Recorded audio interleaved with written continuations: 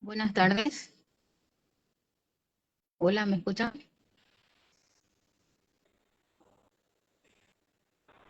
Tardes, sí se escucha.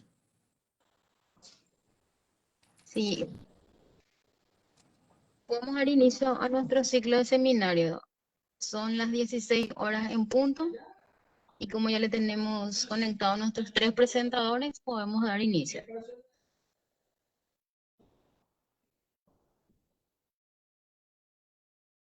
Muy buenas tardes a todos los presentes.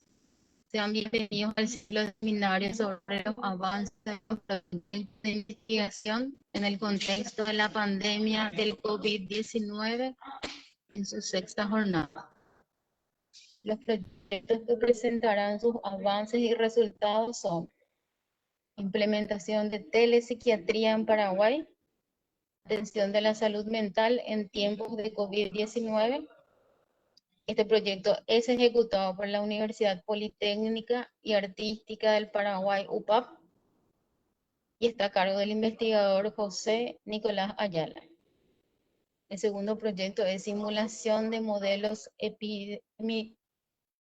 epidemiológicos para predicción y contingencia del COVID-19, ejecutado por la Universidad Autónoma de Asunción, a cargo del investigador Sebastián Grillo. Y el tercer proyecto a presentar los avances y resultados es una metodología y herramienta para la gestión de espacios seguros basados en controles grupales y seguimientos con contactos. Es ejecutado por el Centro de Desarrollo Sostenible, a cargo del investigador Cristian Monluca. Agradecemos a los tres investigadores. Bienvenido al doctor José Nicolás Ayala, al doctor Sebastián Grillo y al doctor Cristian Monluque. Mi nombre es Vivian Ortiz y soy profesional de comunicación de CONICET. Para iniciar la actividad me gustaría mencionar algunos puntos a tener en cuenta. Cada disertante tiene 10 minutos para realizar su presentación. Al finalizar cada presentación, se otorgará 5 minutos para preguntas sobre el proyecto. El evento es transmitido en simultáneo por el Facebook Live del CONACYT. Los que participan por ese medio pueden dejar sus preguntas en los comentarios y aquí derivaremos las consultas. Pedimos a todos los participantes mantener en silencio sus micrófonos. Y para dar inicio, el primer disertante es el doctor José Nicolás Ayala. Buenas tardes, doctor. Buenas tardes, Vivian, ¿qué tal? ¿Cómo estás? ¿Se me escucha bien? El proyecto que vas a presentar es simulación de modelos epidemiológicos para predicción. No, el proyecto que vas a No, presentar es implementación de telepsiquiatría en Paraguay, sí, atención de la salud mental en tiempos de COVID. así mismo. Y voy a leer un pequeño resumen de tu CV para Ok. poder iniciar. El doctor Nicolás es doctor en Medicina y Cirugía por la Universidad Nacional de Asunción, autor del trabajo de investigación Inteligencia Emocional asociada a niveles de ansiedad y depresión de los estudiantes de la Facultad de Ciencia Médica de la UNA. Es autor del protocolo de investigación Inteligencia Emocional en pacientes con enfermedades crónicas no transmisibles del Departamento de Neumología, Endocrinología, Cardiología y Oncología del Hospital de Clínicas. Es investigador asociado a la Universidad Politécnica y Artística del Paraguay y se encuentra realizando una especialización en psiquiatría clínica. Bienvenido, doctor, y dejamos a tu cargo. Muchas gracias, Vivian, por la presentación. Buenas tardes a todos los presentes. Como dijo Vivian, yo soy el doctor José Nicolás Ayala Serpín. Soy doctor en Medicina y Cirugía de la Universidad Nacional de Asunción, con especialidad, haciendo la especialidad actual de Psiquiatría Clínica. Bueno, justamente yo les vengo a presentar el proyecto de telepsiquiatría, justamente en Paraguay en épocas de COVID-19. Entonces,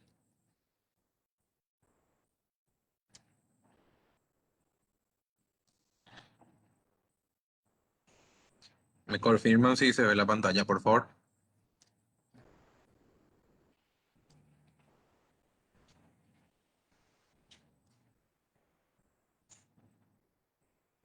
¿Se observa la pantalla?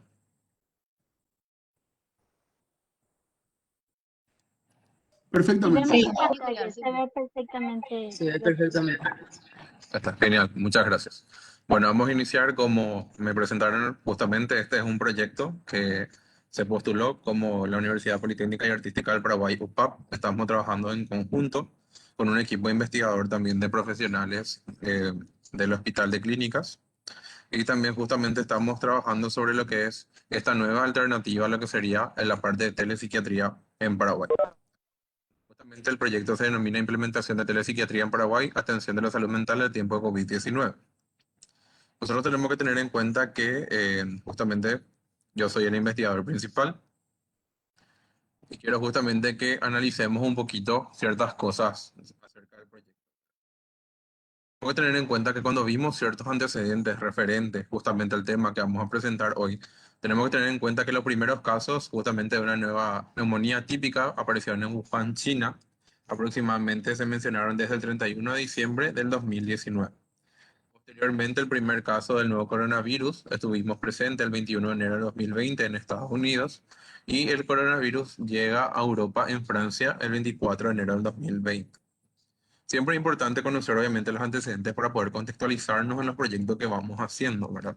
Entonces tenemos que tener en cuenta que justamente posteriormente la OMS declara un estado de emergencia sanitaria como preocupación internacional el 30 de enero de 2020, y justamente entonces ahí se empezó a evaluar qué pasa si esto posteriormente se vuelve una pandemia, ¿verdad? Entonces, ante las vistas de eso, justamente parte del equipo de investigadores de salud mental, justamente encabezado por el profesor doctor Julio Torales y el doctor Marcelo Higgins, ellos también estuvieron haciendo justamente lo que sería un desarrollo del posible impacto de lo que sería justamente en la salud mental desde el nuevo coronavirus, y que fue publicado posteriormente en la justamente International Journal of Social Psychiatry, posteriormente para su divulgación, ¿verdad?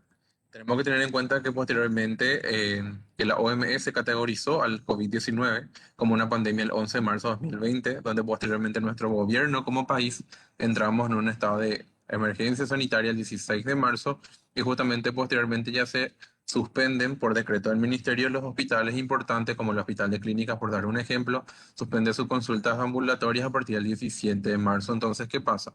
Los pacientes pierden la capacidad de realizar el consultorio externo o el consultorio presencial. Tenemos que tener en cuenta que no existe hasta la fecha estudios que demuestren que el COVID-19 tenga alguna relación directa con algún trastorno o episodio psiquiátrico, o sea, como una consecuencia directa. Sin embargo, muchas veces las medidas de contingencia tomadas por varios países en la actualidad pueden provocar el despertar o incluso exacerbar ciertos trastornos o episodios psiquiátricos debido a las situaciones dadas. Entonces, muchas veces esto nos llevó a la pregunta: ¿cómo podemos proteger nuestra salud mental durante la pandemia por COVID-19? Tenemos que tener en cuenta que cada uno reacciona de un modo distinto a ciertas situaciones estresantes. En una epidemia como la COVID-19 se puede generar ciertos rasgos comunes a lo que en cuanto a salud mental refiere, ¿verdad? Ciertas situaciones derivadas del estado de alarma implican así que las personas experimenten ciertos síntomas que podemos decir que son derivados o consecuencia del distanciamiento social, de la cuarentena o el aislamiento, generando de repente una sensación de ansiedad, preocupación o miedo. Hay que tener en cuenta que la necesidad de concienciarse de la situación, poniendo en foco el riesgo que es de uno mismo o hacia los demás. Y tenemos que tener en cuenta que es preciso informarse de fuentes fiables, así evitar también la sobreexposición a medios de comunicación y eludiendo la infoxicación, que eso afecta posteriormente a todo lo que sería la salud mental. Tenemos que tener en cuenta que de repente la crisis provocada por el COVID-19 ha sumido al mundo en mucha incertidumbre, y esto justamente se ha demostrado con una mayor tasa de lo que nosotros pudimos observar, por ejemplo, con un aumento de los casos dentro de las entrevistas con los pacientes de los trastornos de ansiedad, la crisis de pánico, que si bien forman parte del espectro de ansiedad, se presentó así también, vamos a decir, en forma muy característica propia per se, y los trastornos depresivos principalmente. Y hay que tener en cuenta que justamente que aunque preocuparse por las noticias demás es comprensible por la situación epidemiológica actual que nos encontramos, en muchas personas esto puede empeorar los problemas de salud mental preexistentes. Posteriormente se establecieron o se emitieron recomendaciones internacionales justamente en psiquiatras importantes o de revistas importantes ya habían informado justamente de lo que sería la responsabilidad de la parte de la salud mental y de la psiquiatría ante el COVID-19 y su pandemia posteriormente. Tenemos que tener en cuenta que con respecto a la telepsiquiatría es una modalidad que ya tiene mucho tiempo de utilización, justamente hace varios años. El uso de la tecnología en mejorar la comunicación entre el paciente y el proveedor de salud mental se ha mostrado como una estrategia empoderadora para los pacientes y promueve la equidad y el acceso y se asocia a los distintos niveles de satisfacción entre pacientes. Tenemos que destacar que se ha resaltado como un elemento capaz de acercar los servicios de salud mental con calidad, sobre todo a los pacientes o consultantes con problemas para acceder físicamente pues, a los servicios de salud. En países pequeños y medianos ingresos, la aplicación de este tipo de técnicas aún está en sus inicios. Por ejemplo, en Paraguay sabemos que esto era algo que no era frecuente. Sin embargo, se puede aplicar los mismos principios utilizados en ciertas áreas de países desarrollados y con la experiencia que se acumuló a partir de la aplicación en estos contextos. Aparte, tenemos que sumar que nosotros tenemos un componente cultural muy importante. Nosotros tenemos un componente muy cultural de que de repente el no cuidado tan importante de la salud mental o no también justamente tener tanta afinidad por asistir a un psiquiatra, ¿verdad?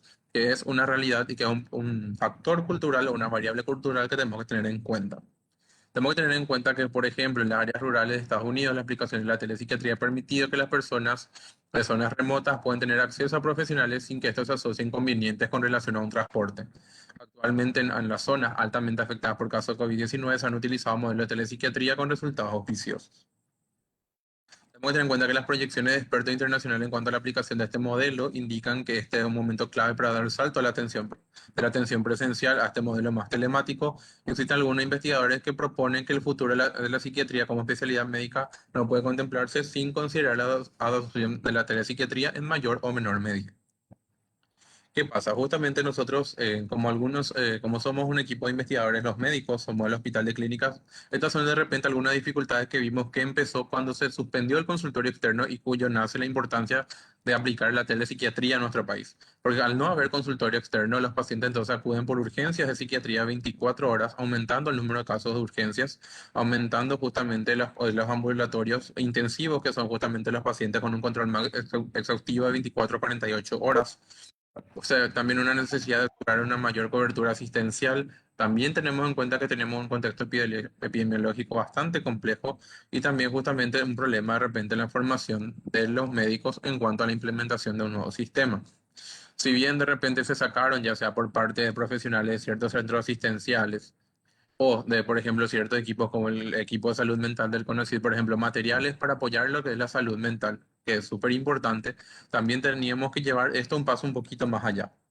Entonces, la puesta en práctica es bastante importante, que tenemos que ver, por ejemplo, algunos problemas detectados fueron que de repente al principio, como era un tema novedoso, algunos pacientes no atendían o no respondían correctamente las plataformas. También muchos pacientes tenían de repente un control establecido con un médico fijo que conocía su caso y demás. Entonces la asignación con otro tipo de médico a veces era un poco compleja.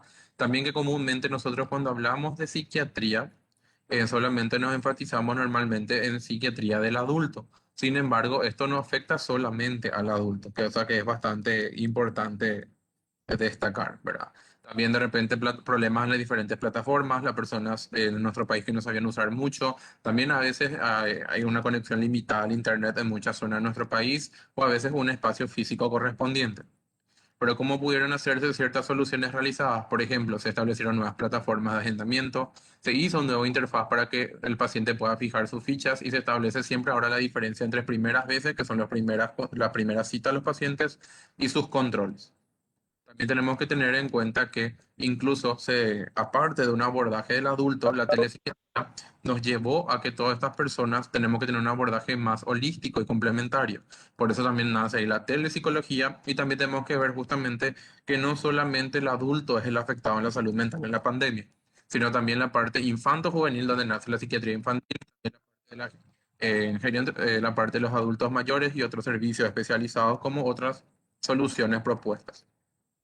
Posteriormente también se pueden implementar con la ayuda de de unas plataformas que enlacen o justamente hagan la conexión con unas plataformas que sean de común conocimiento para la población, como Google Meet, por ejemplo. También establecer o buscar la forma de tener un internet estable y también justamente una mejor organización del personal para una mayor atención y calidad de los pacientes. Dentro de la aplicación tenemos que tener en cuenta que hasta la fecha, posteriormente hubo más de 2.104 reservas en línea y al final se concretaron 1.764 atenciones, donde por ejemplo la parte de telepsiquiatría de la primera consulta estuvo aproximadamente en un 40% distribuido de estas atenciones, los controles en un 39%, la parte de telepsicología lo que sería el 11% y la parte de psiquiatría infanto-juvenil o de la infancia y la adolescencia en un 5%. Tenemos que destacar que lo bueno de este proyecto es justamente que ayuda a que tengamos la atención de todo el sector del país, no solamente de las regiones cercanas a nosotros, sino que justamente la ventaja de la tecnología es que ayuda a llegar a más personas que de repente no pueden justamente consultar por el transporte, por la discapacidad física o algún tipo de otra alteración. Entonces justamente se llegó a varios departamentos del país en el registro, cosa que es un proyecto alentador. Justamente hay que tener en cuenta que una vez que se establece en este proyecto de telepsiquiatría como un consultorio externo en compensación a la falta de consulta presencial, ¿qué se consigue? ¿Qué se logró o qué se está logrando? Se logra que menos pacientes, por ende, acudan a las urgencias psiquiátricas debido a que pueden hacer un seguimiento continuo, paralelo y constante de su tratamiento, que pacientes justamente que ayudan a que se conectan a su consulta en forma más simultánea y que también se adhieren al proceso de la virtualidad. Justamente también ayuda en cierta manera a capacitar, porque todos nosotros, incluyéndome, nos capacitamos mucho más en lo que sería la experiencia de la telemedicina, es decir, llevar la barrera de la parte médica más allá y justamente no solo enfocarnos en la presencialidad. Y justamente los pacientes obviamente refieren un proceso de mejor atención desde la comodidad de sus hogares, con sus posibilidades y sus condiciones. Dentro de las cuales algunas proyecciones que tenemos que tener en cuenta de repente es que la pandemia por COVID-19 va a continuar. Esto no va a ser algo que va a terminar con unos meses.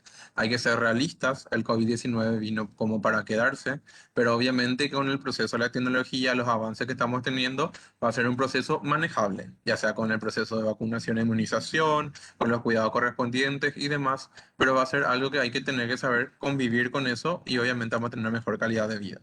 Hay que tener en cuenta que siempre que el proceso de telepsiquiatría tiene que ser algo que nace con la pandemia, pero no debe quedar solo con la pandemia. Por lado, yo creo, y con mis compañeros de equipo de investigadores, mantenemos que la telepsiquiatría tiene que ser algo que ya quede o perpetúe en la población paraguaya. Que tiene que ser justamente esa es la importancia de eso. Que tiene que ser algo que tiene que darse un seguimiento y que pueda haber la facilidad, incluso cuando se vuelva al consultorio presencial en un futuro, que le dé igual esa posibilidad a que a cada persona del país volver a consultar sin tener la preocupación de trasladarse, de que no puede movilizarse y que justamente necesita justamente una atención correcta y de calidad, dándole así la oportunidad a mejorar su calidad de vida. También obviamente da la posibilidad de seguimiento de pacientes dentro de sus comunidades sin justamente hacer estos cambios bruscos de repente de movilización. Y justamente también ayuda a las habilidades laborales para los futuros médicos psiquiatras, ayuda a la capacitación del personal de blanco justamente más del punto de la telemedicina. Bueno, eso fue lo que sería el avance para dentro del tiempo que teníamos estipulado. Pudimos ver de repente los antecedentes, algunos valores numéricos importantes, las proyecciones a futuro más o menos y qué queremos lograr con esto. Quedo cualquier consulta de las órdenes y muchas gracias. Muchas gracias, doctor Nicolás. Le invitamos a todos los presentes, los que están a través de la plataforma, a hacer sus consultas a través del chat. Y el evento está siendo transmitido por el Facebook Live de CONACYT. Los que siguen el evento por el Facebook pueden dejar sus comentarios y nosotros le pasamos al doctor Nicolás las preguntas. Y ahora, doctor, estamos teniendo Juan consulta. ¿Cuál es el problema de salud mental que aumentó en esta pandemia? Y el proyecto aportaría una base de datos de especialistas del área. Ok. Antes que nada, buenas tardes a Juan. Con respecto a lo que más pudimos ver nosotros, los cuadros que aumentaron tanto en intensidad y frecuencia son los cuadros del espectro de ansiedad y el espectro depresivo. ¿verdad? Son lo que aumentaron de una forma bastante circunstancial, ¿verdad? Y una parte exponencial, perdón. Entonces, eso es lo que vimos principalmente. Sobre todo también dentro de los cuadros de ansiedad, vimos principalmente las crisis o los ataques de pánico que se conocen normalmente, ¿verdad?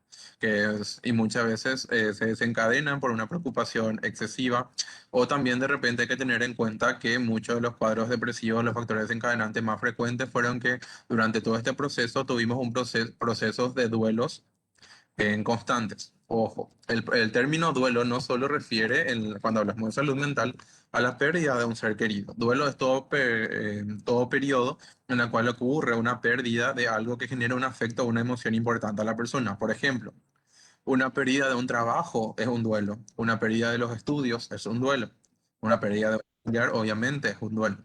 Entonces, justamente todo lo que involucra estas pérdidas, y nosotros sabemos que la población tuvo muchísima de esta pérdida, justamente, entonces, para poder ver dentro de los varios ámbitos económicos, familiares, sociales, etcétera, entonces eso obviamente involucró de cierta manera como ser un factor predisponente a los cuadros depresivos, que es lo que vimos también en mayor parte.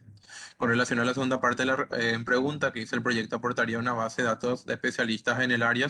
Sí, incluso las sociedades paraguayas dentro del campo de los diferentes puntos. Por ejemplo, la Sociedad Paraguaya de Psicología tiene dentro de su página una documentación donde toda la población pueda acceder a consultas virtuales con profesionales psicólogos y, por ejemplo, en el caso de la parte de psiquiatría, por ejemplo, nosotros dentro también del hospital de clínicas, por dar un ejemplo, también tenemos la parte de lo que sería la parte de psiquiatría, donde se puede establecer, sacar un turno y hacer la consulta virtual sin ningún problema.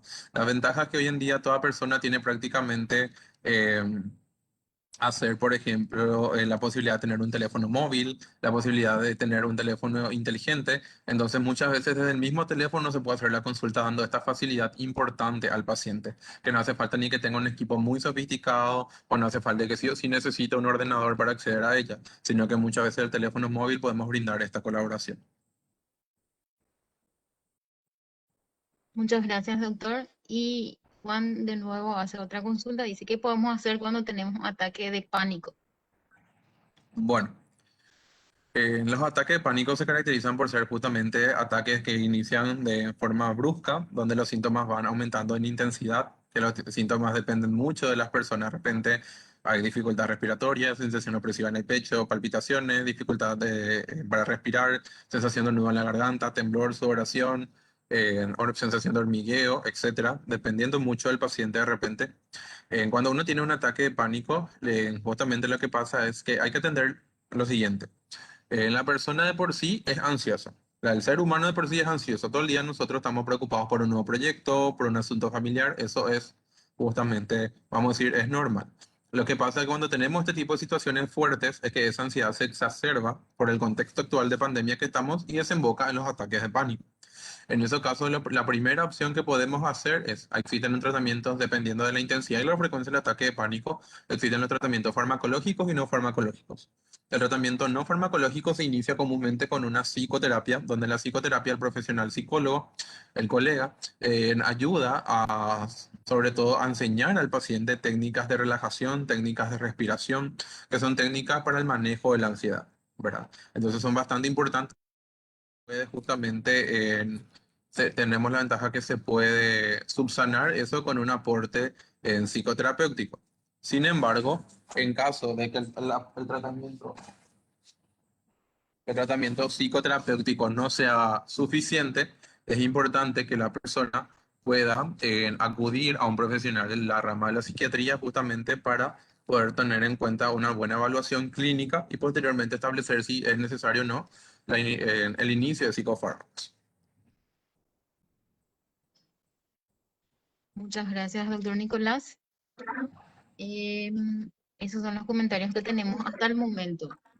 Pueden seguir realizando sus consultas en el transcurso del evento y luego al finalizar le podemos preguntar de nuevo al doctor Nicolás, así que te invitamos, doctor, así podrías seguir conectado, por favor.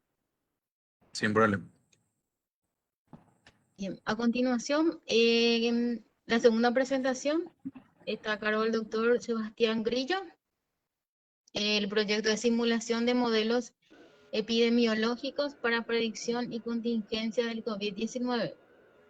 El proyecto es ejecutado por la Universidad Autónoma de Asunción y vamos a leer un pequeño CV del doctor Sebastián Alberto Grillo. Él se licenció en matemática pura, es máster en ciencias de la computación, recibió un doctorado en ingeniería informática de la Universidad Federal de Río de Janeiro, Brasil. Es autor de trabajos que van desde ciencia de la computación hasta matemática aplicada y es investigador nivel 1 del Programa Nacional de Incentivo a los Investigadores, PRONI. Buenas tardes, ¿me escuchan bien y se ve bien mi presentación? Te escuchamos bien y se ve bien tu presentación, doctor. Ahí Bueno, perfecto. algo. Bien, entonces si cualquier cosa, si el volumen hay que subir o bajar, me dicen. Bueno, entonces el proyecto se llama Simulación de Modelos Epidemiológicos para Predicción y Contingencia del COVID-19. Es un proyecto que estamos ejecutando en la Universidad Autónoma de Asunción, cofinanciado por CONACYT, Prociencia y el apoyo del FEI. Entonces paso a explicarlo a continuación. Entonces en la introducción voy a comentar los antecedentes del problema y los objetivos del proyecto. Después en la parte 2 voy a hablar de nuestra propuesta de modelo para el problema. Después vamos a hablar del problema de subregistro, justamente de cuando, digamos, los datos no se registran suficientes, digamos, casos infectados o muertos como para capturar realmente el valor real. Y la última parte, que es simulación de escenarios, que realmente, digamos, responder la pregunta ¿qué pasaría si ocurre tal cosa en base a nuestro modelo? Entonces, sí, doctor, disculpe, un ¿sí? momento, escuchamos un ruido detrás, es como un eco. No sé si Eco. tiene conectado, sí. No sé si puedo, no sé si bajo capaz porque está mi parlante Sí. atrás. ¿Se Ah, sí, escucha puede ahora? ser eso. ¿Y ahora? Creo que ya no. No, sí, se Ok. escucha de nuevo, se escucha de nuevo. ¿Qué tan fuerte? Es como ruido, un eco. No podría, sin el parlante. A ver si es que se apagó el parlante. Voy a poner como micrófono, o sea, Sí. a ver.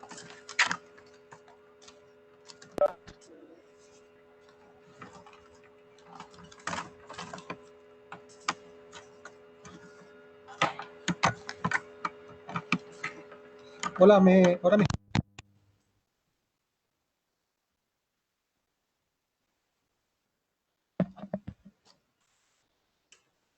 Hola. Sí, doctora, ahí te escuchamos muy bien. Ok, está bien. Entonces así me quedo. Dale, Eh, gracias. ok, entonces estaba comentando que la última parte hablo de simulación de escenarios para responder la pregunta de qué pasaría si ocurre determinada circunstancia en base a nuestro modelo. Entonces, comienzo hablando de los antecedentes del problema. El COVID-19 se detectó por primera vez el 7 de marzo del 2020, después de haberse detectado unas semanas antes en China, haber pasado por Europa y caer finalmente en América.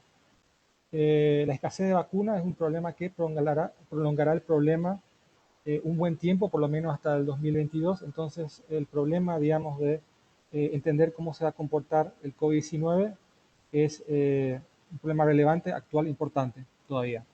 Y para complicar el escenario, continuamente van surgiendo nuevas variantes que pueden hacer que la pandemia sea más mortal inclusive o más infecciosa en el país. Entonces, ¿cuál es el objetivo del proyecto? Es modelos epidemiológicos que permitan prever los efectos del COVID-19 en función a posibles acciones en Paraguay. Entonces, aquí voy a escribir brevemente el modelo que estamos proponiendo. En primer lugar, tenemos el estado de... en total son 8... Es un modelo compuesto de dos partes. La primera parte, digamos, está compuesto por 4 estados y la segunda parte está compuesto por otros 4 estados que modelan el problema hospitalario del COVID-19. Entonces, la primera parte consiste en el estado de susceptibles, que son aquellos que no tienen el virus, pero pueden infectarse en cualquier momento. Ese estado susceptible puede pasarse a expuestos, que es contener el virus en el cuerpo, pero todavía no ser capaz de transmitirlo, hasta que después de un tiempo uno pasa al estado infeccioso y efectivamente puede contagiar a otras personas. En el modelo SEIR original tenemos estos tres estados más un estado de recuperados que viene a ser. Nosotros modificamos el estado de recuperados y lo convertimos en un macro estado de reportados. Y dentro de ese macro estado de reportados tenemos los distintos estados en función al problema hospitalario. En primer lugar tenemos el estado H, que son aquellos, digamos, que son hospitalizados con un nivel de gravedad media, que todavía no están en peligro de muerte tan inmediato en teoría, ¿no? Esos estados hospitalarios pueden pasar a gente que ya desocupa, digamos, que está recuperado, pasa al estado O, recuperados, o puede ocurrir que ese estado se agrave y si hay camas disponibles, entonces pasa a unidad de terapia intensiva, es decir, el estado U. También hay casos donde directamente por falta de cama de terapia intensiva o porque no se evalúa suficientemente bien la complicación, el estado hospitalario en camas comunes puede pasar directamente al estado de fallecido. Inclusive gente que no fue hospitalizada, digamos, está en estado infectados, puede pasar directamente a fallecido inclusive. Eso ocurre también. Después tenemos el estado de terapia intensiva U, que puede pasar a recuperado totalmente o si no, fallecido. Entonces, eso compone prácticamente nuestro modelo. En base, digamos, a las variables hospitalarias, hicimos simulación bayesiana de las proporciones. Por ejemplo, tenemos la proporción de aquellos que están infectados y pasan a hospitalizados, que son los puntos celestes, que fue fluctuando más o menos nuestras simulaciones por debajo del 10%. Después tenemos aquellos que están infectados y pasaron a fallecidos sin pasar por hospitales. Eso es un porcentaje bastante bajo que baila por encima del 1 o 2% de los rojos, los círculos rojos. Después tenemos el violeta, que son aquellos hospitalizados que pasaron a unidad de terapia intensiva, que en nuestras simulaciones tendieron a fluctuar del 22% hasta escalar un poco más en enero de este año, casi hasta el 30%, ya que en esa época hubo empezó a habilitarse más cámaras de terapia intensiva. Después tenemos el verde, que es de hospitalizados que fallecen sin pasar por terapia intensiva, que estuvo fluctuando más o menos un poco por encima del 10%. Y finalmente tenemos el que tiene aquellos que estaban en terapia intensiva y fallecieron. En nuestras simulaciones tuvieron mucho error porque teníamos pocos datos, un problema lastimosamente de los registros que disponíamos, y eso producía un valor de incertidumbre bastante alto, que son estas regiones, digamos, coloreadas, son valores de incertidumbre, que son máximos y mínimos de estas variables simuladas. Después el error relativo de reportados de nuestro modelo, pudimos ver que dentro de los primeros 30 días más o menos, el error es bastante aceptable, digamos, fluctúa alrededor de cero, teniendo máximos de hasta el 40%. Sin embargo, después de un mes ya nuestras estimaciones de reportados empiezan a despegar. Entonces, nuestro modelo, digamos, demuestra ser factible durante el mes, o sea, un mes, aproximadamente 30 días después del tiempo actual, ¿no? En cuanto al error relativo de la parte, digamos, de las variables hospitalarias, tenemos aquí en color naranja los errores de aquellos que fueron hospitalizados y en azul aquellos que pasaron a terapia intensiva, donde vimos que en los primeros 30 días también el error fue bastante bajo. En el caso de internados no superaba el 10%, y en el caso de terapia intensiva ese error de simulación no superaba el 15%. Ahora voy a hablar brevemente del tema de subregistro, que es un tema completamente separado del modelo. Por el momento estuvimos trabajando los dos problemas por paralelo hasta el momento, ¿no? Voy a mencionar que estos son resultados parciales y lo que esperamos es, una vez que incorporar el modelo principal a la parte de subregistro, resultados finales. Esto es lo que tenemos parcialmente sobre su registro. Entonces, nosotros aplicamos una metodología llamada análisis de vías probabilístico del trabajo de Substantial Underestimation of SARS-CoV-2 Infection in the United States, donde en ese trabajo se hicieron una estimación, digamos, de una rectificación de los valores de registros oficiales en base a otros parámetros indirectos que pueden afectar al valor de su registro. Por ejemplo, parámetros como densidad poblacional o fallecimiento, etcétera, etcétera, o inclusive el nivel de acierto de los test aplicados pueden usarse para rectificar los valores oficiales de reportados y tratar de crear un subregistro. Entonces, en los primeros 50 días se hizo la simulación o sea, se hizo ese análisis de estos de Arizona, New Jersey, New York y Pensilvania, y también lo se hizo durante los primeros 50 días en Paraguay. Entonces, en Paraguay arrojamos que probablemente para el 18 del 7 del 2020 hubo un valor de subregistro del 8,71, es decir, que el valor real probablemente era 8,71 veces, o sea, 8,71 veces alto que el registrado realmente, donde también hicimos estimaciones por lo bajo y por lo alto. En las estimaciones por lo bajo estimamos casi tres veces más es la estimación por debajo, y siendo pesimistas, podría haber ese subregistro podría haber llegado a ser 20 veces más, digamos, el valor real al valor realmente reportado. Entonces, por último, voy a hablar de la simulación de escenarios brevemente, donde es una etapa donde estamos trabajando actualmente, donde en este momento estamos analizando distintos escenarios, como por ejemplo, qué pasaría si el número de reproducción alcanza máximos o mínimos ocurridos de forma sostenida en el pasado, o qué pasaría si el número de reproducción o de infectividad se mantiene igual a lo largo del tiempo, o inclusive qué pasaría si ocurren disminuciones o aumentos porcentuales de la efectividad, digamos, que, por ejemplo, qué pasaría si la gente decide, toma más conciencia de la pandemia y decide reducir su actividad en un 20%, por ejemplo, o puede ser que no tome en serio la pandemia y se libere un 20% más sus actividades, por ejemplo. Entonces, ese tipo de escenario estamos trabajando actualmente y esperamos presentarlo en la parte de resultados finales, porque repito, estos son recién resultados parciales y queda pendiente incorporar la parte, o sea, fusionar la parte de su registro con el modelo principal y terminar la simulación de escenarios hipotéticos. Entonces, quiero agradecer a todos los presentes por escucharme y estoy atento a las preguntas que estén pendientes. Muchas gracias, doctor Sebastián Grillo. Vamos a fijarnos si tenemos algunos comentarios en el Facebook. Recordamos que se está haciendo la transmisión simultánea por el Facebook de CONACYT. En el Facebook no tenemos nada por el momento. Y en el chat tenemos, doctor, de este proyecto podría salir nuevos protocolos sanitarios, consultan. Lo que estamos haciendo actualmente es analizar, por ejemplo, la movilidad de Google, por ejemplo, qué niveles de movilidad, distintas actividades pueden tratar, digamos, o sea, pueden interferir más en la efectividad, por ejemplo.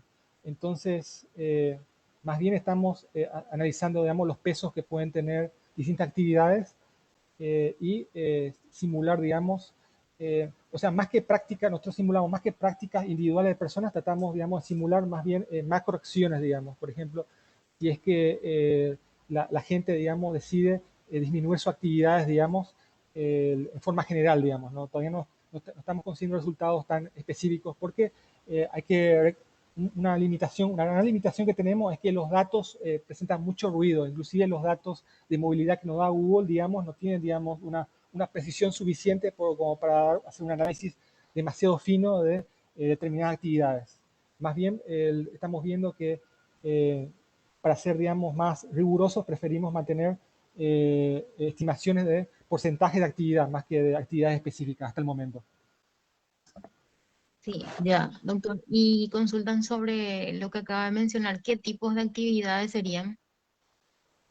Y bueno, hasta ahora, digamos, tenemos resultados muy parciales y estamos analizando o sea, todavía no tenemos unos datos, estamos analizando la relevancia estadística de lo que tenemos en esa parte, porque a veces uno aplica un modelo, te da un determinado peso a determinada actividad, y uno aplica otro modelo y tiene otro peso distinto. Entonces, estamos analizando cuáles son los modelos que pueden tener mayor relevancia estadística, si es que alguno de esos modelos tiene suficiente relevancia estadística, porque no queremos, digamos, dar cualquier resultado simplemente para responder preguntas, simplemente por responder. Queremos que nuestros modelos tengan una relevancia estadística lo suficientemente fuerte para ser presentados. Igual esa parte no es un objetivo, digamos, no es parte del objetivo, tanto del objetivo del proyecto. Nosotros más bien hablamos de escenarios a grandes rasgos, que son de niveles de actividad. Pero si nos da el cuero, o sea, si le da el cuero a nuestros datos, vamos a intentar responder preguntas más detalladas, pero todavía no tenemos ese nivel de detalle. Muy bien, doctor, muchas gracias. Y le tenemos a Etelro en el Facebook y consulta, quisiera saber cuáles son las conclusiones parciales a las que llega el doctor con este estudio. Si bien vimos varios escenarios y que existe una subestimación de los casos registrados, quisiera que explaye la implicancia de estas predicciones. Y la parte más importante hasta ahora que tuvimos es que, o sea, entre los números, la parte de subregistro, es que existió un subregistro, digamos, importante, pero ese subregistro, yo no presenté todavía esa parte porque por falta de tiempo, pero ese subregistro, según nuestro análisis, probablemente fue bajando. A la medida que fueron subiendo, digamos, los números de testeos, ese subregistro fue tendiendo a bajar. Entonces, digamos que lo estamos haciendo mejor que el 2020. El 2021, pese a que todavía nos falta, es reconocer, nos falta todavía nivel de testeo suficiente para llegar a lo ideal. Por lo menos la metodología implementada nos dice que por lo menos estamos consiguiendo bajar el subregistro de casos. Entonces estamos consiguiendo detectar más casos proporcionalmente de lo que hicimos en el año pasado. Esa es una conclusión parcial en la parte de subregistro. Sí, muchas gracias, doctor. Muy Okay. claro fue esa parte. Entonces, por el momento es eso y te invitamos a que sigas conectado en caso de que al final tengamos alguna otra pregunta para vos. Perfecto, gracias. Gracias a todos. Ahora voy a dejar de compartir y me Muchas ponen gracias a vos. silencio. A continuación, continuamos con la presentación del doctor Cristian Daniel Monluque. El proyecto que presentará el doctor es una metodología y herramienta para la gestión de espacios seguros basados en controles grupales y seguimientos con contactos. El proyecto es ejecutado por el Centro de Desarrollo Sostenible en asociación con la Facultad Politécnica de la Universidad Nacional de Asunción. El doctor Cristian Monluque es doctor en informática y magíster en ingeniería de sistemas por la Universidad Nacional de Asunción. Es ingeniero en informática por la Universidad Católica Nuestra Señora de la Asunción. Ha participado en varios proyectos como revisor de varias revistas científicas y eventos y publicado varios trabajos en revistas y congresos. Actualmente se desempeña como investigador en la Facultad Politécnica de la UNA y es investigador nivel 1 del Programa Nacional de Incentivo a los Investigadores. Buenas tardes, doctor.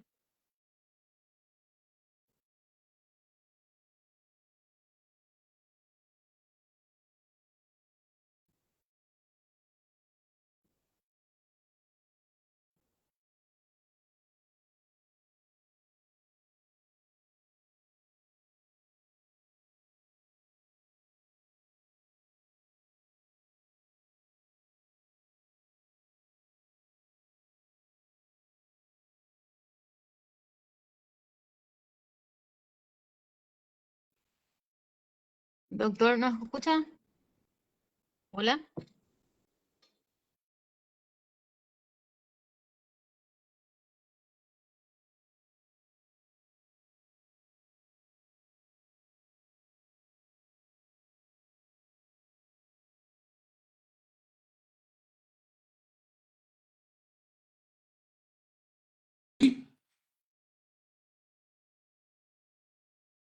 ¿Se me escucha? Sí, ahí te escuchamos, doctor. Bueno, entonces empiezo de vuelta. Sí, por favor. El objetivo de nuestro proyecto es desarrollar una metodología aplicable al país para mejorar el seguimiento de contactos y posibilitar la implementación de esta metodología utilizando herramientas TIC. La pregunta central que nosotros nos hicimos fue cómo mejorar el seguimiento de contactos en Paraguay, y a partir de ahí fuimos desarrollando las diferentes actividades que orientaron nuestro proyecto. Primeramente vamos a hablar sobre algunos conceptos que son importantes para poder comprender el por qué es que estamos realizando este proyecto. Primeramente vamos a hablar sobre el número reproductivo básico, que es el número promedio de infectados si todos los contactos fueran susceptibles. Y esto es determinado básicamente por el patógeno y el contexto, ¿verdad? Supongamos que tengamos esta situación donde tenemos infectados A, B, infectados por infecciones A, B, C y otras, y queremos medir en diferentes unidades, y luego de un tiempo, estos 4 primeros infectados de la infección A producen un número de siguientes infectados en un tiempo posterior, y sacamos entonces el promedio entre el número de infectados, sacamos el ratio entre el número de infectados iniciales y el número de infectados finales, y entonces vamos a ir teniendo con eso el número reproductivo básico. En algunos casos esto se va a mantener, digamos, de manera estable, hasta que se aplique alguna actividad que modifique este valor, que es una intervención. O sea, esa intervención puede ser o bien la utilización de vacunas, que hace que se reduzca el número de susceptibles, se produzca alguna intervención no farmacéutica o alguna otra actividad. Y entonces tenemos realmente lo que le llamamos el número reproductivo, que es un indicador de la transmisión luego de que suceden estas intervenciones. La idea es justamente bajar este valor de R. Supongamos que el valor inicial de R sea 3, entonces a partir de un individuo, luego de 5 días tendremos 3 casos, 3 personas infectadas, luego de otros 5 días 9, luego otros 5, 27 y luego 81 personas. Si somos capaces de controlar este valor de R y reducirlo a 1, solamente vamos a tener los marcaditos en rojo acá, y todo el resto, digamos, de infectados no van a ser ya infectados. Entonces tendríamos una situación más que controlada. Para eso, una de las estrategias más importantes es la detección de casos y el aislamiento. Y básicamente se tiene esta situación. A partir de la infección inicial, corren 5 días para el inicio de los síntomas. Luego, un par de días, la persona asiste al médico y se hace la toma de la muestra, y al día siguiente generalmente se tienen los resultados y inicia el aislamiento. Esto es lo que ocurre en la primera generación. La gente que tuvo contacto con esta primera generación se infectó más o menos en el día 4. Fíjense que hay un pico en el día 6, más o menos, cercano al día de aparición de los síntomas, donde se tiene la mayor posibilidad de infectar. Se infecta esta persona en el día 4 y aparecen los síntomas, ¿sí? Efectivamente 5 días después. Si es posible, ¿sí?, de avisar a sus contactos de la generación 0 entre el día 8, que se sabe que la persona está infectada. Si se tardan 3 días, ocurrió todo este tiempo que si hacíamos un rápido aislamiento de sus contactos, estas personas de la generación 1 ya no iban a seguir infectando a otros. Entonces, justamente, se puede dividir la infección en la infección de la generación 1 en lo que es la comunidad y lo que es la infección en el hogar. Entonces, en el hogar podemos hacer un aislamiento rápido, casi en el mismo día de que ocurre la confirmación del caso positivo, pero en la comunidad se tarda más tiempo. Entonces, la tarea es justamente reducir este tiempo que existe entre la confirmación del caso positivo en la generación 0 y el aislamiento de sus contactos. Entonces, ese era nuestro objetivo inicial, esta reducción de este tiempo que está marcado acá en esta línea verde. Entonces, lo que hicimos fue plantearnos primero cómo vamos a hacer que aquel resultado de nuestro trabajo pueda ser efectivamente utilizado en términos prácticos, ¿verdad? Porque para nosotros era sumamente relevante que esto ocurra. Entonces, hay diferentes estrategias para reducir el gap entre lo que es el resultado de una investigación y la toma de decisiones, ¿verdad? Y habíamos analizado las diferentes estrategias posibles y entre ellas estaba justamente que nosotros iniciemos nuestros estudios y hagamos una diseminación activa de nuestros resultados para que en algún momento los interesados y los decisores tomen esas decisiones basadas en nuestros resultados previos. La otra era directamente esperar que los tomadores de decisión nos convoquen, pero digamos, esa es una alternativa que, digamos, no fue considerada, de hecho, ¿verdad? Porque estábamos buscando activamente la participación de los decisores en este trabajo, de forma tal a que se pueda hacer efectivamente la transferencia de los resultados a la práctica. Y eso es justamente en lo que trabajamos, en tener este compromiso entre los decisores y los investigadores para la mejor utilización de los resultados de las investigaciones y que podamos llevarlo a la práctica. En base a eso empezamos unos contactos con la Dirección de Vigilancia y el Ministerio de Salud y realizamos más de decenas de reuniones. Acá están las reuniones principales que fueron definiendo y planteando el proyecto. Las primeras reuniones empezaron en el mes de agosto, más o menos, y continuaron un tiempo.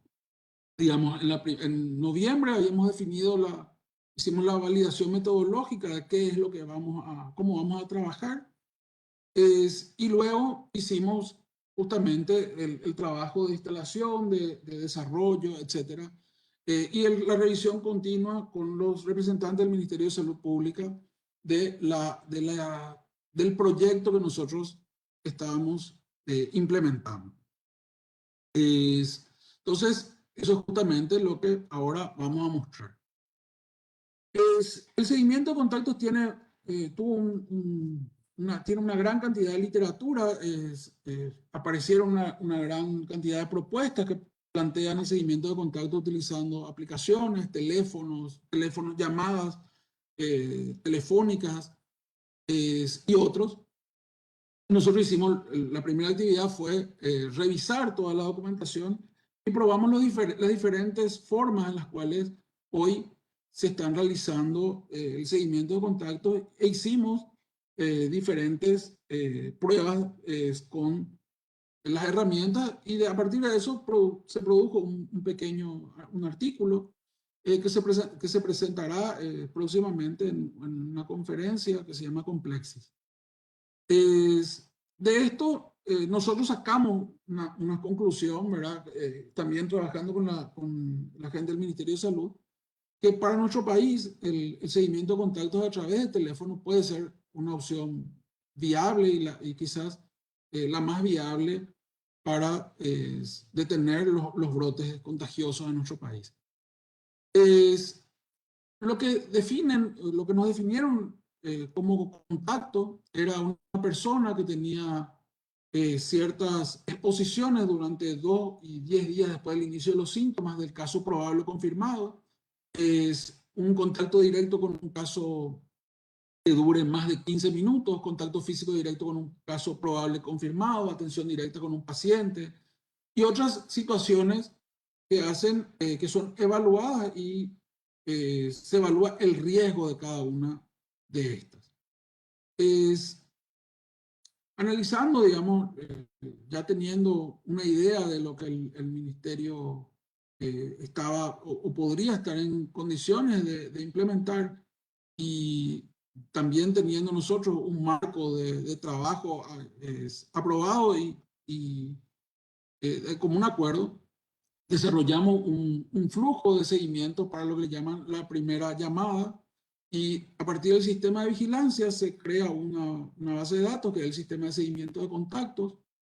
Esto es manejado por los equipos regionales de lo que hace vigilancia de salud. A partir de ahí se hace un censo de contactos y se pasa a un contact center donde se agrega el contacto y se hace el seguimiento de los contactos que a la vez pueden proporcionar se puede proporcionar nuevos contactos, ¿verdad? Y se va actualizando. Esto finalmente se genera una base de agendamiento, de reportes, análisis y de acciones para el 154 y para el sistema de vigilancia. Entonces, esto es básicamente lo que se hace, ¿verdad? Se hace de nuevo, que es toda esta parte del contacto en el contact center. Se hace un censo de los contactos en el paso 2 y se van actualizando, acá están tapadas los números de documentos, nombres, etcétera, y se va cargando en un flujo si no se pudo contactar, si se va a agregar un nuevo contacto, si se agrega un comentario, etcétera. Es el formulario para agregar contactos y todo el seguimiento que se hace de cada uno de ellos. El personal sanitario también tiene un tratamiento especial, ya que se hace un monitoreo, digamos, especial para el personal de salud, perdón, y que tiene que ver con cargar los datos, las fuentes del contagio, el monitoreo de sus síntomas y realizar la evolución de los pacientes. Esto tiene que encararse desde un punto de vista de un control de los usuarios, ¿verdad? Nosotros tenemos diferentes niveles de seguridad que permiten diferentes vistas del sistema. Y el equipo regional son todos los equipos de los diferentes departamentos y se tienen usuarios a nivel de distrito también. Entonces tenemos diferentes niveles de usuario. Para el desarrollo se analizaron diferentes tecnologías y se utilizó básicamente un conjunto de tecnologías basada en software libre de forma tal que pueda ser distribuido y publicado. El impacto y las métricas de la aplicación, nosotros podemos medirla con el funcionamiento día a día y en este caso preguntarnos cuántos ADSOS se contactarán por día, cuántos van a ser notificados por día, el número promedio de contactos notificados por caso, pero también está el impacto del programa en sí, que tiene que ver, del programa de rastreo de contactos, que tiene que ver con toda la proporción de la gente infectada que el sistema de vigilancia detecta, ¿verdad? Y la proporción del número de infectados que van a ser aislados, la proporción de contactos que efectivamente son aislados también, el tiempo promedio que aparecen los síntomas y el aislamiento, y cuál es el tiempo promedio entre la exposición y el aislamiento entre contactos. Lo que nosotros tenemos hasta ahora son las métricas para medir el impacto en cuanto al funcionamiento día a día de unas pruebas que empezaron, unas pruebas piloto, que empezaron a realizarse desde la semana pasada. Ya se tienen creados un gran número de usuarios por perfil, se tienen 19 líderes regionales, se tienen los operadores regionales, el número de 132, operadores avanzados 20, supervisores de contact center 10, operadores de contact center 212, para lo que es la gestión del personal de blanco hay 20 personas y el operador de la Dirección General de Vigilancia Sanitaria hay 3. Es lo que se hizo hasta ahora. Las estadísticas de las pruebas indican que la cantidad de llamadas, como primera llamada, es decir, las regionales, a través del sistema fue alrededor de 6.000. La cantidad de llamadas realizadas en el censo de contactos, alrededor de 700. La cantidad de contactos creados con la función censo de contactos fue de unas 1.200 personas. Y en Capital ya se está utilizando el 100% de la plataforma para distribuir y realizar las llamadas. Es lo que nosotros propusimos es que además de esta gestión a través de la llamada telefónica y a través de este modelo, se puede aplicar también una gestión. Te absorbe el tema de las videoconferencias. Hola, Verónica.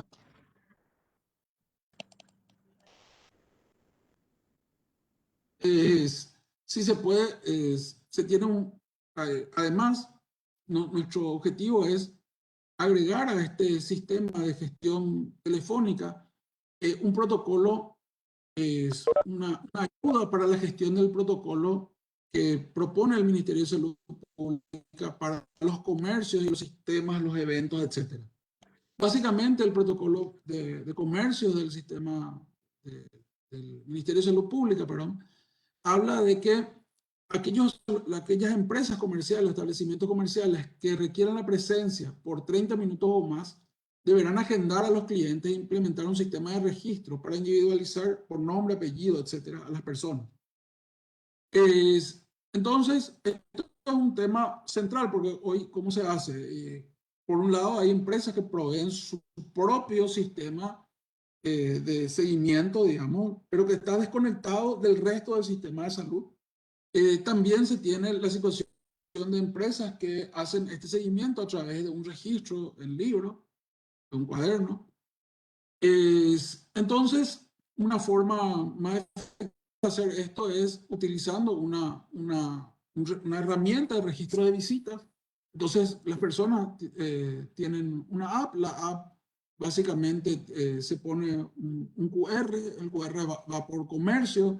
Si la persona no tiene la app, nosotros también habíamos definido la posibilidad de tener un portero. El portero del comercio lo que hace es, él sí tiene la aplicación y él sí tiene el acceso a una web, y lo que hace es, va cargando el formulario de la visita, porque podría ocurrir justamente lo que dijimos, era que no todas las personas tengan la app, o no tengan interés en tener, o no tengan el teléfono. Entonces, habrá un portero que es el portero que efectivamente hoy debe estar cargando los datos en el cuaderno, pero lo podrá hacer a través de una aplicación. El administrador del comercio, por otro lado, va a poder registrar su comercio, crear y imprimir los QR, ¿verdad? Para los diferentes locales y sublocales que tenga en su comercio. Por ejemplo, podría estar uno en la entrada, pero se tienen un par de oficinas donde también se podrían tener estos QR. También para la gestión, esto se podría utilizar para la gestión de un evento, donde se tiene también la posibilidad de registrar la entrada y la salida, ¿verdad? Y finalmente, producir un reporte de visitas en vista del Ministerio de Salud Pública.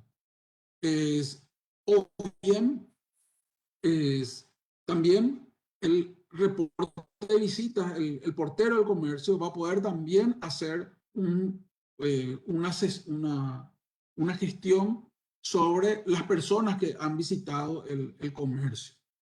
Y la idea es que esto se centralice en una base de datos única, de forma tal a que pueda estar en contacto con la otra base de datos y al tener un caso confirmado, poder avisar al grupo que tuvo contacto con esa persona y hacer ese seguimiento otra vez de teléfonos. Esta aplicación tiene, hoy ya está, se tiene la parte funcional, digamos, se puede crear el perfil, se pueden escanear. Y hay una opción también, una opción reciente que es mi QR, donde yo puedo definir un QR para mí mismo, para una utilización dentro de un rango, que es otra posibilidad de establecer un permiso de horas para trasladarse de un lugar a otro sin intervención de nadie más que yo haciendo la solicitud e indicando que me voy a mover. Entonces genero ese QR y luego se puede verificar a través del escaneo con otro teléfono la hora en la cual se generó esa solicitud. ¿Qué más podemos decir? Bueno, tenemos una serie de trabajos que son los trabajos futuros. La implementación total de las herramientas que estuvimos mostrando y la evaluación de esas es nuestro objetivo y nuestro trabajo futuro principal, de forma tal a que pueda ser utilizado de forma ya más masiva. En segundo lugar, el análisis de los datos provistos por el sistema. Nosotros hasta ahora lo que estamos haciendo es este análisis de día a día, como había mostrado anteriormente en nuestras métricas, pero nos falta como actividad, por ejemplo, poder determinar a través de este mecanismo el grafo de contacto y a partir de ahí poder hacer otros análisis. Y también hay un aspecto que para nosotros es muy relevante, que es son las herramientas para el análisis de riesgo. Cuando se hace una entrevista con un infectado y sobre sus contactos, se debe realizar un primer análisis de riesgo que indique básicamente la categoría de riesgo a la que ha sido expuesto sus contactos, como para que estos se hagan o no los análisis. Entonces, una herramienta que ayuda a realizar esta tarea es una herramienta que podría ser muy útil para acelerar esa etapa en las regionales. Bueno, y esto es todo lo que tenemos para contarles de nuestro proyecto y muchas gracias. Gracias, doctor Cristian. Ahora mismo ya nos llegó una consulta en la plataforma. La app ya se encuentra disponible. Si es así, ¿cómo se puede acceder a la misma consulta? Sí. Ok, la app se encuentra ya desarrollada. Nosotros lo que tenemos que cerrar es la conexión con la base de datos del ministerio, que es digamos, un tema relevante, ¿verdad? Y levantar en los diferentes stores. Eso es lo que nos está faltando. Y hacer pruebas iniciales como para que tengamos, esto debería ser a prueba de fallo, ¿verdad? De forma tal a que no sea un problema posteriormente. Entonces, ahí es donde estamos en la actualidad. Pero sí, ya se tiene todo el desarrollo, ya está hecho. Lo que falta es la parte de implementación. Muchas gracias. Vamos a fijarnos en las redes sociales si tenemos algún comentario, una pregunta.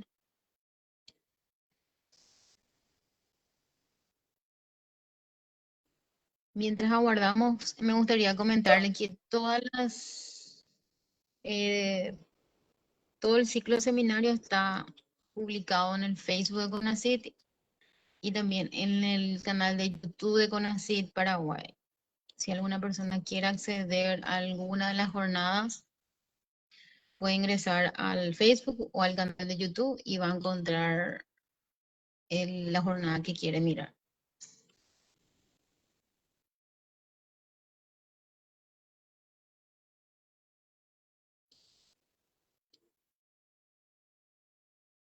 Doctor, consultan en qué parte de la plataforma CONACYT se pueden encontrar los resultados de los proyectos. En realidad, al IDE,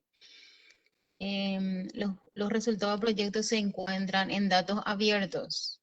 estos proyectos de COVID por el momento todavía no cerraron, se están presentando los avances y algunos de los resultados. Por el momento no tenemos informes finales todavía publicados de estos proyectos.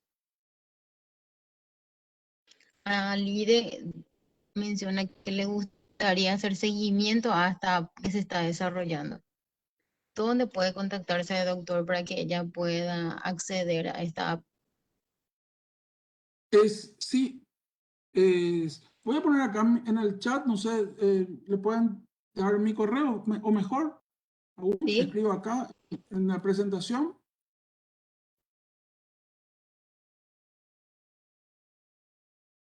Sí, ahí espero que se vea. ¿Se ve? Le comparto Este, a todos, doctor, tu correo. Dale, sin problema. Hay una pregunta, doctor, también. Pregunta técnica, dice. ¿Cómo están Sí, pensando implementar el componente de grafos que comentaste? sí. La base de datos ya es una representación de grafo, ¿verdad? Se tiene ya, es, para cada contacto se tiene la lista, para cada infectado se tiene su lista de contacto y para cada uno de estos confirmados se tiene también el estado que se encuentra. O sea, digamos, el grafo ya tiene su representación en la base de datos. Y sobre eso tenemos una serie de medidas, digamos, que se pueden calcular y que de hecho son, son muy útiles y que no representan ninguna complejidad mayor, ¿verdad? Y no sé a qué se refiere específicamente, si es en qué lenguaje o esa parte si me aclara.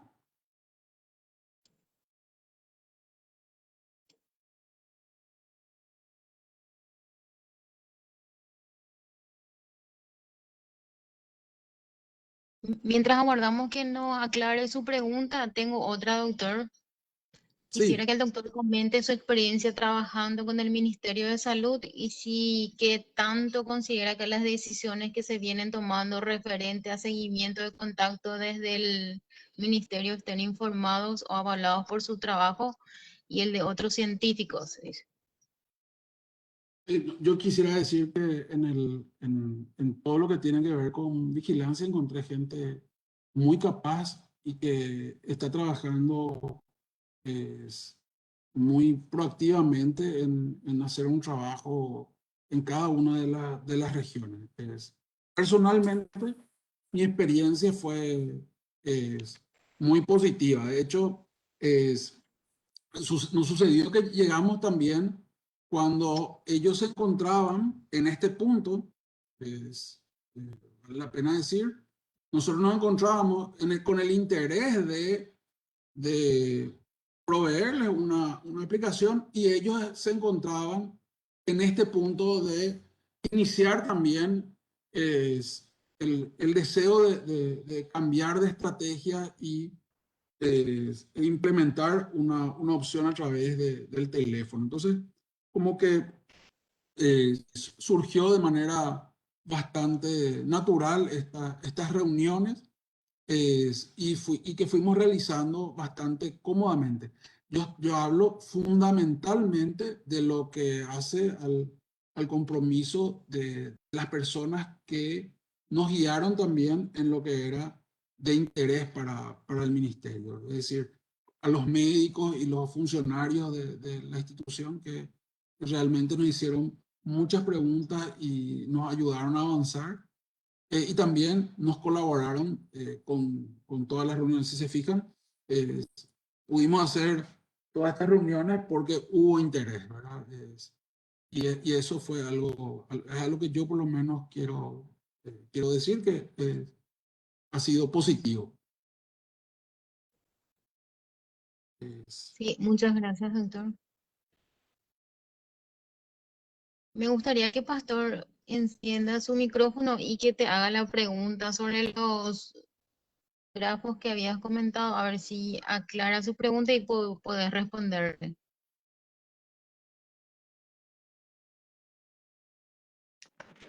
¿Qué tal, Cristian? ¿Cómo estás?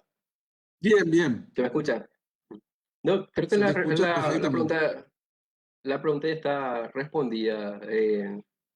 Con eso de que efectivamente en la base de datos está almacenada la información en forma de relaciones y que eso permitiría representar las relaciones de grafos. Sí, sí, hay algo que sí que es relevante decir, ¿verdad?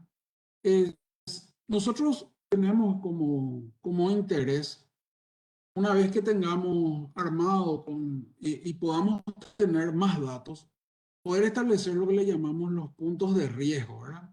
Que es determinar qué persona en el grafo de interacciones es más probable que sea seleccionado para testear. Eso sería algo ideal, ¿verdad? Entonces nosotros tenemos que evaluar diferentes cosas, ¿verdad? El grado, cada nodo del grafo va a tener un grado, un pendant, no sé, diferentes características, ¿verdad? Que nos van a permitir establecer esta estimación de los riesgos. Y a partir de eso, por ejemplo, un elemento importante es la frecuencia que aparece una persona en las interacciones, ¿verdad? Obviamente, si está apareciendo frecuentemente, eso se puede establecer para reportar una vulnerabilidad. Entonces, y a partir de tener justamente el grafo y cargado con los datos, se van a poder hacer esas evaluaciones que como dije, si bien quizás no represente una mayor dificultad, es obtener el grado de un nodo, sí, el problema central que tenemos es en cómo obtener los datos. Es por eso que nos centramos muchísimo en este proyecto en la captura de los datos, ya sea telefónicamente, ya sea a través de esta aplicación de lugares.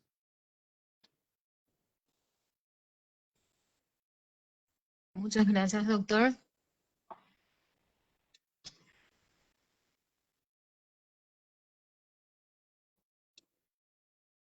Hasta el momento no tenemos más preguntas. Nos extendimos un poquito más de nuestro tiempo. Me gustaría agradecerle de nuevo a los tres investigadores que realizaron las presentaciones de los avances de sus proyectos. Muchas gracias, doctor Nicolás Ayala, doctor Sebastián Grillo, doctor Cristian von Lucken. Si quieren compartir algún contacto con los participantes, podemos pasar por acá, por este medio. Arturo González menciona que es muy importante que se tengan datos que sean representativos, de tal manera que las estimaciones sean adecuadas y útiles. Esa es justamente una de las razones por la cual en otros países el contact tracing en base a las aplicaciones móviles no haya funcionado. Excelente la iniciativa, indica. Me parece que ese es el último comentario. Como había dicho, le agradecemos un montón a los tres investigadores, a todos los que nos acompañaron a través de la plataforma Cisco, a los que vieron las presentaciones a través de Facebook. Les invitamos a participar de nuestra 7ª jornada del ciclo de seminario el próximo martes 27 de abril a las 16 horas. Y con esto nos despedimos de nuevo agradeciendo la participación de todos. Muchas gracias.